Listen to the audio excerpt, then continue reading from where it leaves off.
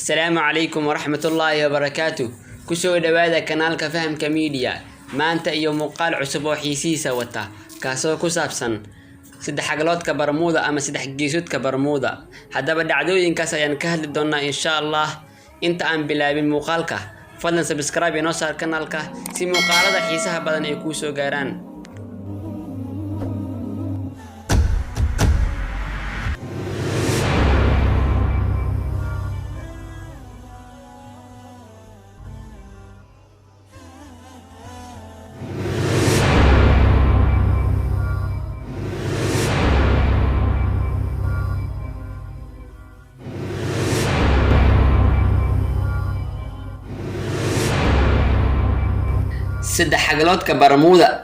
saddex xagaloodka Bermuda ama saddex geesoodka Bermuda oo sidoo kale loo yaqaan saddex geesoodka shaydaanka.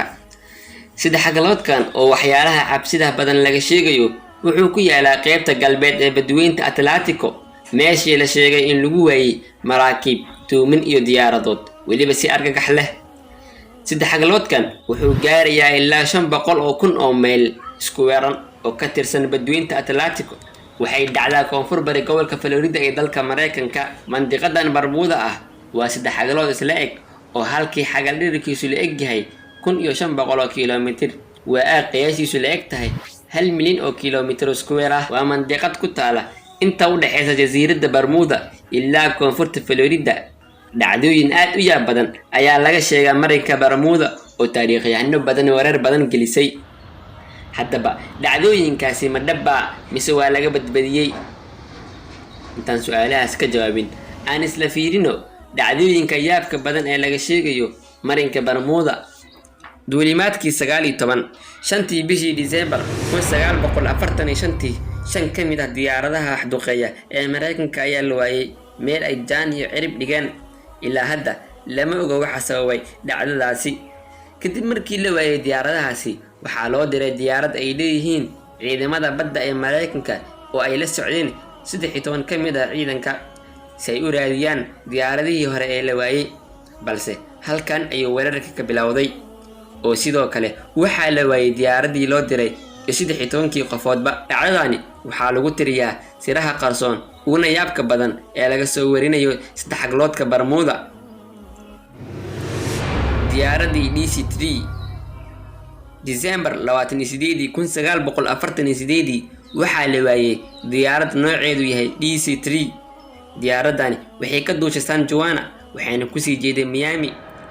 duuliyaha diyaaradda oo lagu magacaabo Jalquist ayaa shaqaalaha diyaaradda u sheegay in leerka digniinta uusan shaqaynin, laakiin uusan doonin in dib u dhigto duulimaadka maadaama in leerka la sameeyo waqti badan qaadanayso. duulimaadkana dib ayuu u dhacayaa.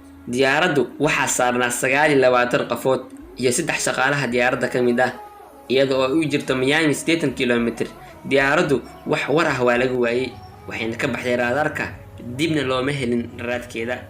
USS Cyclops waa doon weyn oo ay saarnaayeen 309 qof.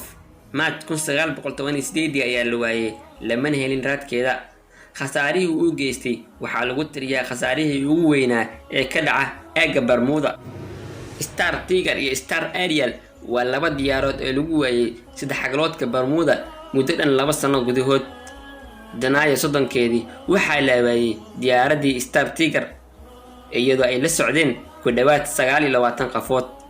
sidoo kale diyaaradii Star Ariel ayaa la waayay 7 Janaayo 1949 waa hal sano kadib, lamana helin wax war ah ee ku aadan labadaas diyaaradood. sidoo kale isla shirkadii lahayd labada diyaaradood ayaa weysay diyaarad kale. markabkii SS Cotopaxi markabkani wuxuu ku sii jeeday Havana ee caasimadda Cuba isagoo ka yimid Charleston. markabkani wuxuu siday 32 ka mid ah shaqaalaha markabka, waxaana la sheegay in kabtanka markabka uu soo diray wicitaan idaacadeed isagoo sheegay in biyuhu si weyn u hortaagan yihiin wadada. kadibna maxaa dhacay? waxaa dhacay in hadalkoodii la waayay, markabkana la waayay meel jaan iyo cirib uu dhigay. sheekada markabkani ayaa lagu daray liiska sirahan weli la garan ee saddex xagaloodka Bermuda. dhacdo ka sii yaab badan kuwii hore. duuliye lagu magacaabo Boris Johnson wuxuu sheegay in waqtiga uu ka lumay muddo dhan 28 daqiiqad kadib markii ay diyaaraddu gashay meel daruuro aad u badan. raadaarku wuxuu waayay diyaaradda meel ay ka baxday. kadib si keys ah waxay diyaaraddu ka soo muuqatay xeebaha Miami. haddaba xaqiiqada saddex geesoodkan maxay tahay? sanadkii 2016 koox saynisyahannoha ayaa aaday saddex xagroodka Bermuda si ay u soo baaraan la yaabka ay siraha ku qarso saddex xagroodkani oo dad badan garan laayihiin waxa sababay dhacdooyinkan isxiga ee laga soo warinayo Bermuda. Minimums 100 50 40 30 20 10 saynisyahano badan ayaa awoodi waayeen inay baaraan saddex geesoodkan Bermuda waxa ku duugan oo aagiisa lagu waayay in ka badan 75 diyaaradood iyo boqolaal maraakiib ah.